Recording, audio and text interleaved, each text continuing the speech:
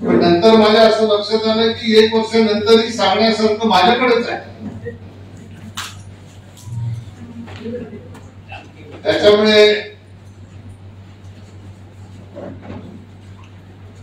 कोणी आपण केलेल्या कामाचं श्रेय घेऊ पाहत असेल तर आपलं काम अजून पुन्हा एकदा जनतेसमोर आणण्याचं काम आपण केलं पाहिजे. मध्ये एक पत्रकार परिषद झाली आणि मला असं वाटतं की मला बदलापूरला कुठल्या तरी पत्रकारांनी प्रश्न विचारला होता, मला आता आठवत नाही नाव. आणि लोकसभेचा निकाल लागून साधारणतः 1-1.5 महिना झाला असेल. मी त्याला उत्तर असं दिलं होतं की 1-1.5 महिन्यात कोणीच काम करू शकत नाही. कोणीही लोकप्रतिनिधी निवडून आल्यानंतर त्याला 1 वर्षाचा तरी कालावधी आपण दिला पाहिजे. आणि मग 1 वर्षाने आपण विचारू नेमकं काय केलं काय नाही. तर मला असं वाटतं पुढे विचारण्याच्या पूर्वीच आपल्या सगळ्यांच्या समोर हा विषय आलेला आहे. आणि पत्रकार परिषद जाहीर झाल्यापासून मला अनेक कार्यकर्ते, अनेक आपल्यासारखे पत्रकार सहकारी हे भेटत होते. तेव्हा ते सांगत होते की पत्रकार परिषदेमध्ये काय होणार, काय सांगणार. बोला तर मला काय माहिती, तुम्हाला माहित असेल, तुम्ही फिरताय, तुम्हाला जास्त माहिती, सांगण्यासारखं काही असेल तर सांगणार. पण मला असं वाटलं होतं की मोठा धमाका वगैरे होणार 25 तारखेला. कुठला धमाका? तर भिवंडीच्या जनतेला कदाचित सुखद धक्का मिळेल. यापासून कोऱ्यान बंद झाला असं काही घोषणामिष्ण असेल असं मला वाटलं होतं. आणि बाकी सगळं जे काही सांगितलं ते सगळं पत्राच्या माध्यमातूनच सांगितलं.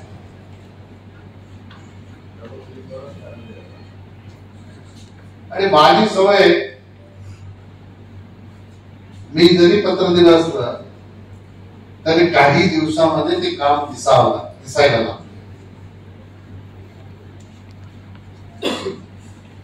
आणि मग 10 वर्षात केलेली कामं ती आपल्याला सगळ्यांना दिसतात. आपण जिथून कुठून आला असाल, आपल्याला जे कॉन्क्रीटचे रस्ते लागले, आपल्या निदर्शनास काही मेट्रोची कामं, मेट्रोचं काम लागलं असेल, अजून काही कामं लागली असतील, अशी असंख्य काम आहे ज्यांची यादी वाचायला घेतली तर कमीत कमी 2-3 तास लागतील. त्याच्यात ही किरकोळ कामं तर आम्ही सांगितलीच नाही आणि सांगत नाही.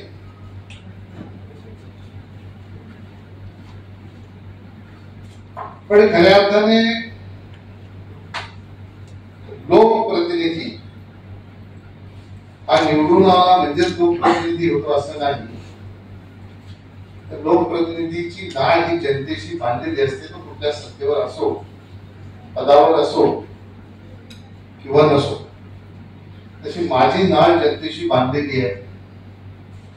मी 4 जून नंतर, आज आपण आता 30 जून 2025 मध्ये, 4 जून 2024 नंतर 1 वर्ष आणि अजून काही कालावधी गेला. या 1 वर्षाच्या कालखंडामध्येही बरीच अशी कामं आपण 1 वर्षात ही मंजूर केलेली आहे. काही कामांची मागण्या केलेली आहे आणि निश्चितपणाने ती कामं ही मार्गी आपण लावू. पण ज्या काही जनतेला मागच्या 1 वर्षापासून अपेक्षा होत्या त्या जनतेचा भ्रमनिरास झालेला आहे. म्हणून पत्रकार बंधूंनो, तुम्हालाही लक्षात आलं असेल की वर्षभराच्या कालखंडानंतर जेव्हा तुम्ही गेला असाल पत्रकार परिषदेला, तेव्हा मोठा पहाड निघाला चुहा, अशा प्रकारची परिस्थिती आपल्याला बघायला ऐकायला मिळालेली असेल.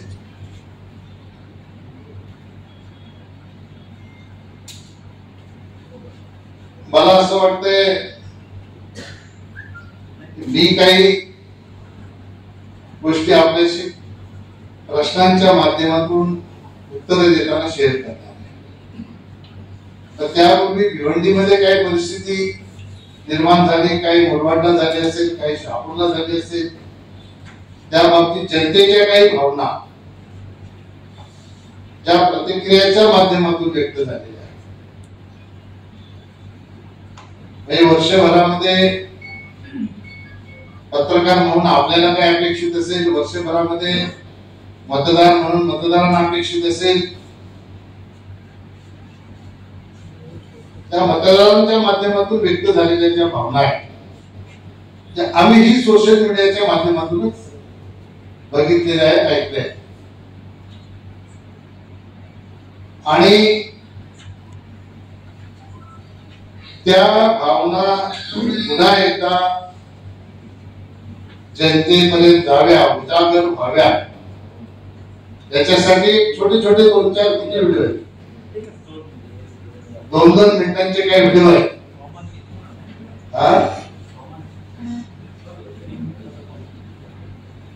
एक मिनिटाचा कॉमन आहे, हे आपल्या समोर सादर करायला मी सांगतो. त्याच्यानंतर आपल्या मनाचे काही प्रश्न असतील, त्या प्रश्नांच्या उत्तराच्या माध्यमातून आपल्याला संवाद साधता येईल. चालू करा. सबसे पहले काम आपका भिवंडी में क्या हुआ? सबसे पहले तो टोरंटो को हटाएंगे, एमपी आने के बाद सबसे पहले टोरंटो को हटाएंगे. वालेमामा विधायक होगा टाइम पास हुआ है, जो उम्मीद से काम किए ना वो उम्मीद से वालेमामा काम नहीं किया. वालेमामा क्या बोला था एक दिन के अंदर टोरंटो को अपन बुलाएंगे, आज तक कुछ झगड़ा वाला नहीं हुआ. अरे टोपा बनाया वालेमामा तो विधायक इसका क्या कभी माइंड ठीक कर दे. अरे हम दूसरे की टोरंटो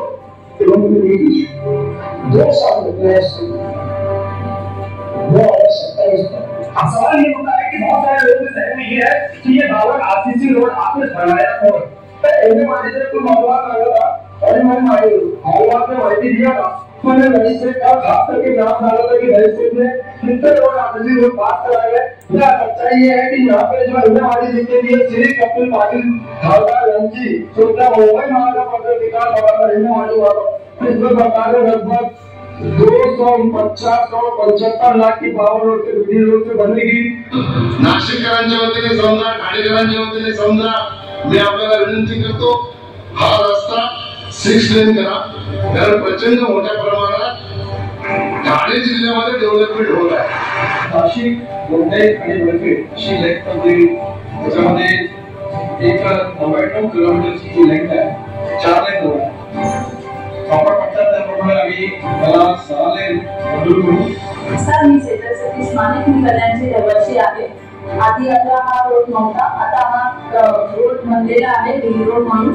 आणि कपिल पाटील आपले केंद्रीय मंत्री आहेत, त्यांच्या नेतृत्वाने हा रोड सक्सेस झाला आहे. त्याबद्दल त्यांचे आम्ही आभार मानतो.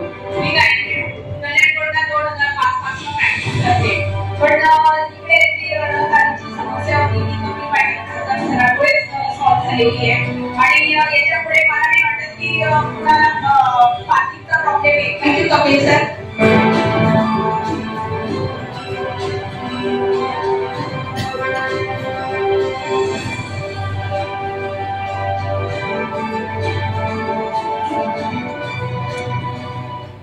सरकारच्या राष्ट्रीय आरोग्य अभियानाच्या माध्यमातून बाळ आणि माता संगोपन जिल्ह्यावर भिवंडी शहरामध्ये देशाचे प्रधानमंत्री आदरणीय नरेंद्र मोदी त्यांच्या आशीर्वादाने मंजूर झाले.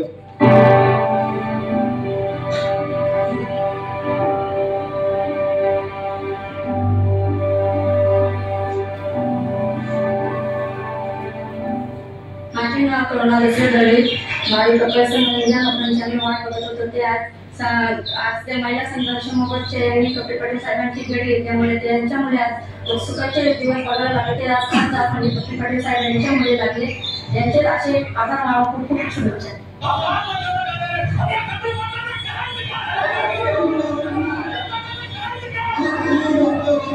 2022-23 मध्ये आधीचा व्हिडिओ जी घोषणा आहे ना कपिल पाटलांना करायचं काय ही घोषणा याच्यासाठी होती की मुरबाडची रेल्वे ही मंजूर नाही मी जनतेची दिशाभूल करतो ह्या अनुषंगाने ती घोषणा देतो आणि मग त्याच्यानंतर हा प्रकल्प कधी मंजूर आहे ते स्वतः सांगतात आणि त्याची मागणी करतात लावा. मी तुम्हाला शाश्वत करतो मी काही मुरबाडची रेल्वे वाऱ्यावर सोडणार नाही. माझं पूर्ण लक्ष मुरबाडच्या रेल्वेकडे आहे. मुरबाडची रेल्वे करण्याच्यासाठी मी 100% माझं योगदान देणार.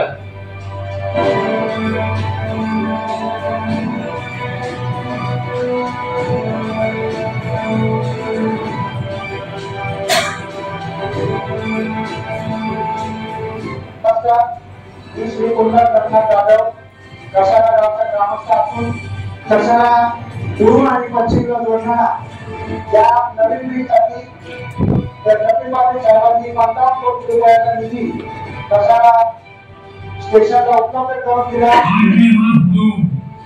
33,000 करोड़ रुपए से अधिक के प्रोजेक्ट का शिलान्यास किया गया है.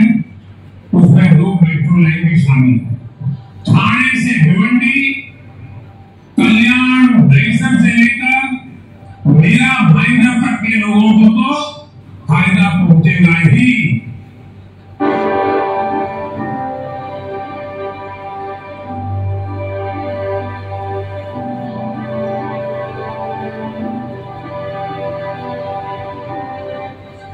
तो पहिला पिक्चर आला होता एक था टाइगर, नंतर पिक्चर आला टाइगर जिंदा है, तीसरा पिक्चर काय आला टाइगर रिटर्न. मी तुम्हाला विश्वास देतो कपिल पाटील हे तुमच्या सगळ्यांच्या आशीर्वादाने देवेंद्रजींच्या आशीर्वादाने मोदीजींच्या आशीर्वादाने अशा उंचीपर्यंत गेलेले आहेत की आपल्याला कोणाचंही काम करता कुठल्या पदाची आवश्यकता आहे असं मला तरी वाटत नाही. मी कुठल्याही पदावर नसतो तरी तुम्हाला कुठलंही काम कुठली अडचण आली ते काम सोडवण्याची ताकद त्याची कोणाने या सगळ्या नेत्यांच्यामुळे आपल्याकडे आहे असा विश्वास त्यांना आजच्या ह्या निमित्ताने दिले.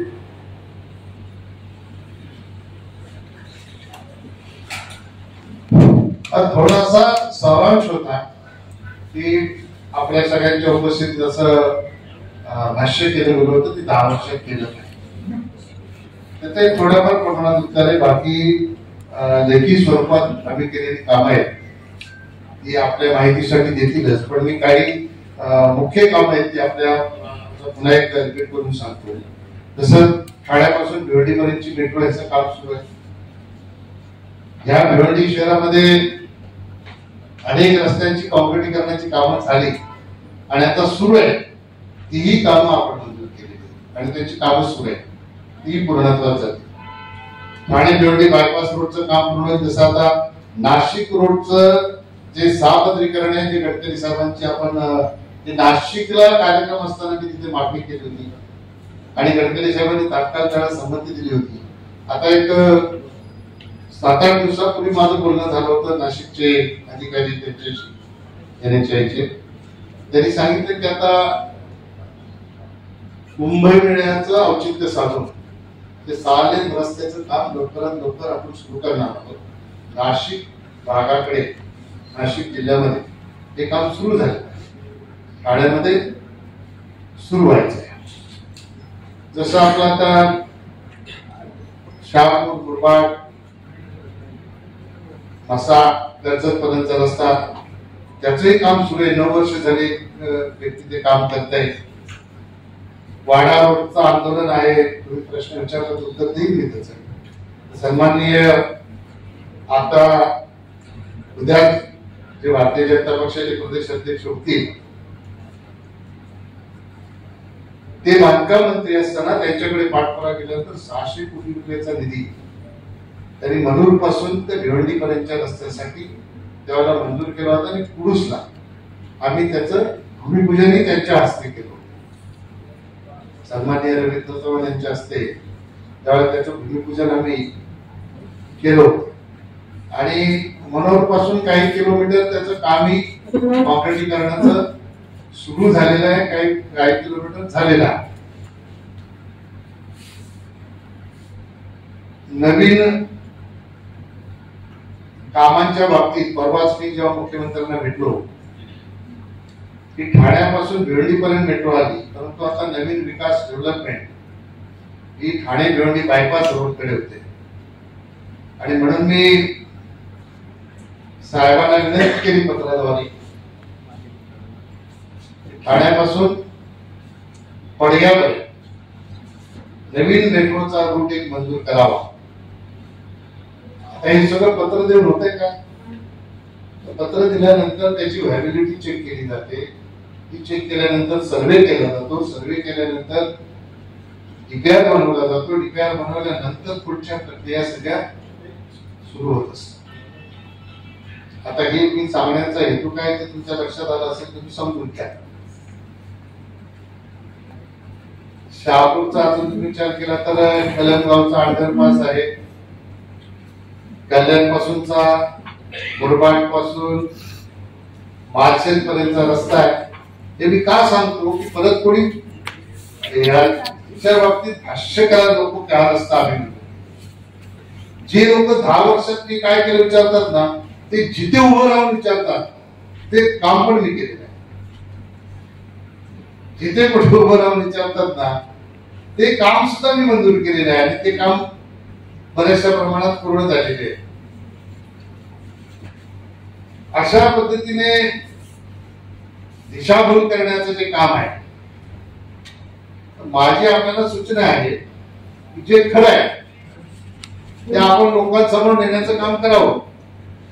पत्रकार हा जनतेवर प्रेम करणार असतो. पत्रकाराचं कुठल्या नेत्यावर व्यक्तिगतरित्या प्रेम नसतं. पत्रकाराच्या लेखणीमध्ये चौथा स्तंभ वगैरे सगळं आता हे जुनं आहे, पण पत्रकाराच्या लेखणीमध्ये तलवारीच्या धारेपेक्षा जास्त ताकद आहे आणि जास्त धार आहे. ती धार सत्य जनतेसमोर ठेवण्यासाठी आपण सगळ्यांनी वापरली तर जनतेसमोर सगळ्या खऱ्या गोष्टी ह्या जातील असा मला विश्वास आहे. मी पहिल्या वर्षात मी काय केलं, पहिल्या वर्षात कोणी काय केलं याची तुलना मला करायची नाही, कारण कोणाशी तुलना होऊ शकत नाही. फक्त कोणी जर अभिमानाने सांगितलं असेल की मी पहिल्या वर्षात हे केलं तर मी हे पहिल्या वर्षात जे केलंय ना ते 5 वर्षात ते 10 वर्ष राहिले तरी होऊ शकत नाही. त्याची यादी आपले लोक देतील, कारण मला कागद घेऊन काय तुम्हाला सांगायचं नाही, कारण मी 10 वर्षात काय केले ना मला पूर्ण पहिल्या दिवसापासून सगळं सांगते. 2014ला निवडून आल्यानंतर राज्यामध्ये बीजेपीचं सरकारही आलं नव्हतं. मी जिल्हा परिषदेचा अध्यक्ष असताना एमएमआरडीचा सदस्य असल्यामुळे एमएमआरडीच्या अधिकाऱ्यांची तेव्हापासूनचा परिचय होता आणि खासदार झाल्यानंतर आघाडीचं सरकार होतं. त्यावेळेला आपल्या कल्याणच्या दुर्गाडीचा ब्रिज, आपला मोठागाव ठाकुर्लेचा ब्रिज यांना प्रशासकीय मंजुरी मिळवून देण्याचं काम त्यावेळेला केलं होतं. त्याच्यासाठी श्रीकांत शिंदेनेही मोठागाव ठाकुर्लेसाठी प्रयत्न केला होता, आनंद परांजपेंनी केला होता. ज्यांनी कोणी केला असेल त्यांचं श्रेय त्याच्या पाठीमागे आहे. पण आपल्या माहितीसाठी म्हणून सांगतो, मलाही माहिती नव्हती. एक दिवशी मी सहज माहिती काढली तर भिवंडी तालुक्याचा भाग जो आहे तो कल्याणच्या पलीकडच्या खाडी किनाऱ्याच्या पाण्याचा जो पार्ट आहे ना तिथपर्यंत भिवंडी तालुक्याचा भाग आहे अशी माहिती मला मिळाली होती. तपासून बघावं लागेल, मी त्याची सत्यता कधी पडताळून बघितली नाही. त्याच्यामुळे सुरुवात इथून झाली होती. आणि मला असं वाटतं की 15-16 भाषणं केली असतील 1 वर्षामध्ये. 100च्या वर प्रश्न विचारले होते. 109 प्रश्न आहेत. आणि बऱ्याच चर्चांमध्ये भाग घेतला. आणि ज्याने कोणी आपल्याला माहिती दिली ना, त्यांनी जे काही प्रश्न विचारले, खरं तर लोकसभेमध्ये राज्याशी संबंधित असलेले प्रश्न हे विचारता येत नाही. सुमित्रा महाजन लोकसभेच्या स्पीकर असताना त्यामध्ये अडवायच्या आणि ते प्रश्न विचारू द्यायचे. त्याचाही पुरावा आहे आपल्याला, तो दिला जाईल. 3 प्रश्न विचारले. त्याच्यामध्ये काय विचारलं? टोरॅन्ट लोकसभेत प्रश्न राज्याचा,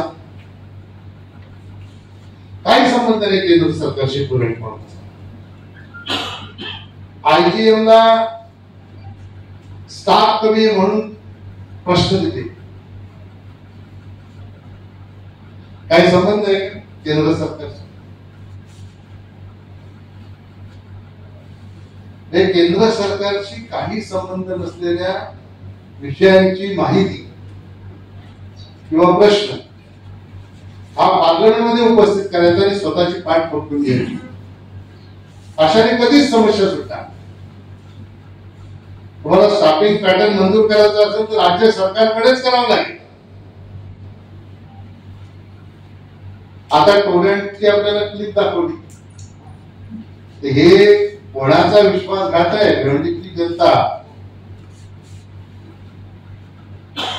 ही निश्चितपणाने समजदार. आता ज्या मुस्लिम बांधवांच्या मतावर निवडून आले त्या मुस्लिम बांधवांची प्रतिक्रिया आपण पाहिली. ही काय आम्ही बनवलेली नाहीये. उत्स्फूर्त प्रतिक्रिया आम्हालाही सोशल मीडियावर मिळालेली आहे.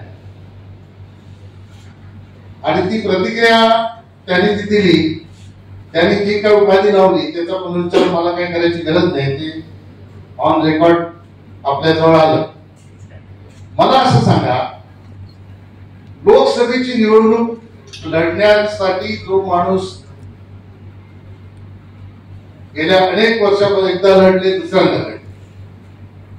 आता टोरॅन्ट कंपनी माझ्या कपड्यांवरचा गुलाल उतरायच्या आत टोरॅन्ट कंपनीने घालवणार,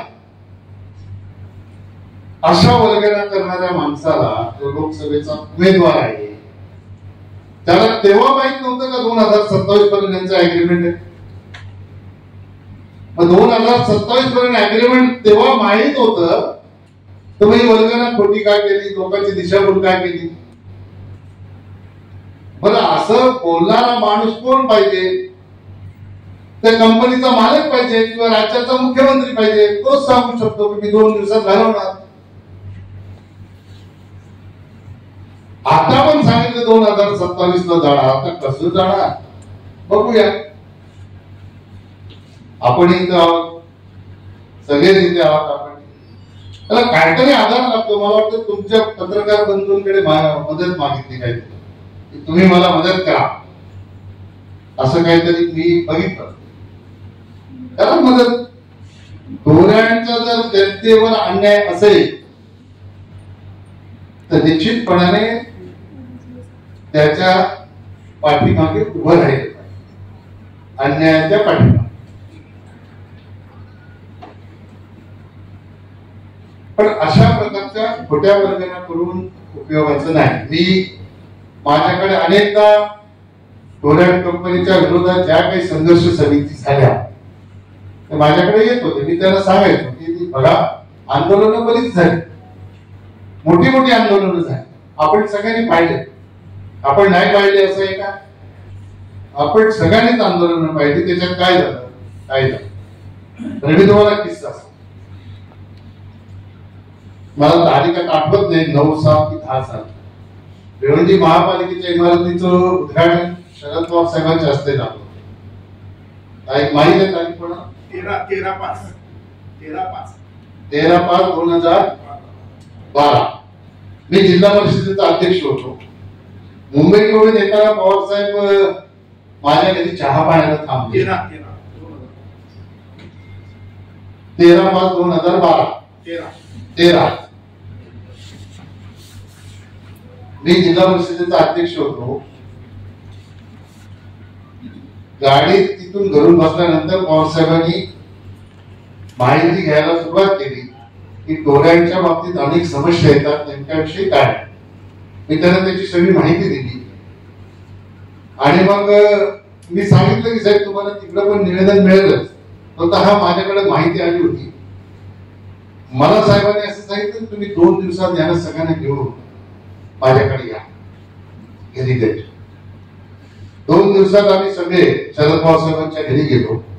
पवार साहेबांनी सगळं ऐकून घेतल्यानंतर त्याच्यावर काही भाष्य केले. त्यांनी एवढंच सांगितलं की असं काही टोऱ्यांना घालवता येणार नाही. सरकार कोणाचं होतं? पवार साहेब मुख्यमंत्री कोणालाही बनवू शकत होते आणि कोणालाही काढू शकत होते.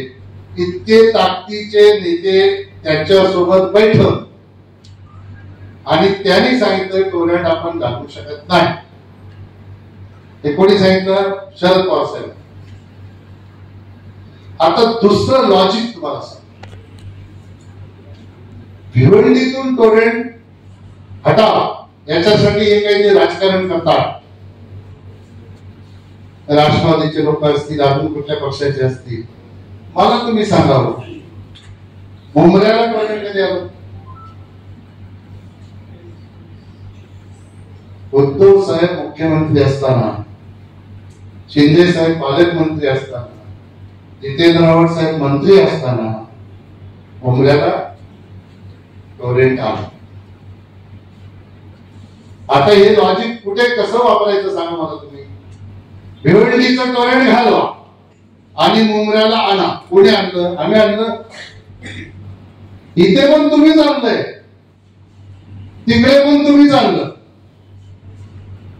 माझे मित्र सन्माननीय सुरेश टवरे साहेब एकदा भाषणात बोलले होते की आमच्याच लोकांनी काय गडबड करून हे टोरेंट आणलं. अतिशय चांगला माणूस आहे, भोळा माणूस आहे सुरेश टवरे, माझा मित्र आणि दोघे कॉलेजचे मित्र आहोत.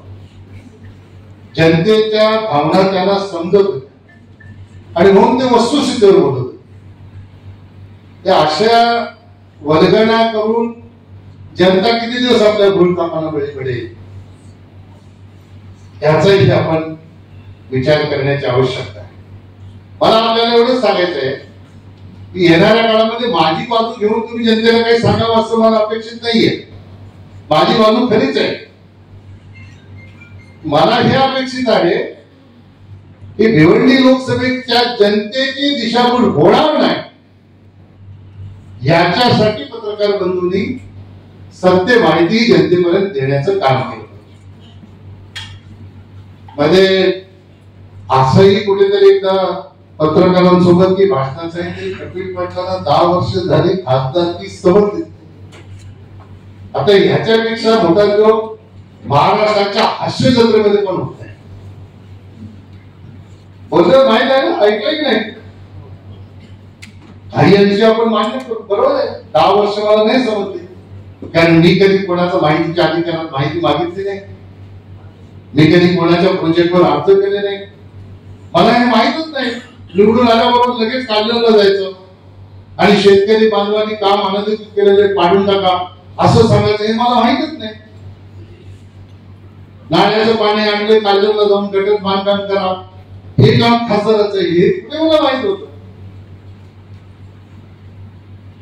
अधिकाऱ्यांना पत्र द्यायचे, त्यांना सांगायचं ड्रॉवर मध्ये ठेवा, नंतर बघू काय करायचं. ही 10 वर्षात मला खासदारकी समजली नाही हे बरोबर आहे. मला जी खासदारकी समजली ती जनताभूमिक विकास कसा करायचा ही मला खासदारकी समजली. राज्याचे मुख्यमंत्री देवेंद्र फडणवीस साहेब, देशाचे प्रधानमंत्री नरेंद्र मोदीजी यांनी, मी मंत्री झालो तेव्हा मोदीजीने सांगितलं मंत्री बन गए हो, सत्ता बचाने के लिए काम नहीं करना है. भले सत्ता चली जाए लेकिन देश के हित में काम, जनता के हित में काम करना. ही शिकवण ज्या नेत्याची असेल त्या नेत्याच्या नेतृत्वाखाली जेव्हा आपण काम करतो तेव्हा असले घाणेरडे प्रकार आमच्या डोक्यात कधी येऊ शकत नाही. मग तशी खासदारकी ही माझ्या अज्ञानातच राहिली, अज्ञानातच. तर त्या गोष्टीचा मला आनंद आहे. मला असं समजून घ्यायची नाही. आणि खरं जर शिकवायचं असेल तर माझा क्लास घेतला तर मी डायरेक्ट विषय किंवा जास्त नॉलेज असेल तर पत्रकार बंधूंनी एकत्र बोलवलं सगळ्यांना जास्त चांगलं, अजून माहिती पडेल काय खासदार की करतात की नाही. आता मला वाटतं माझं सगळं सांगून झालं तर तुम्हाला प्रश्न विचारायचे विचारा.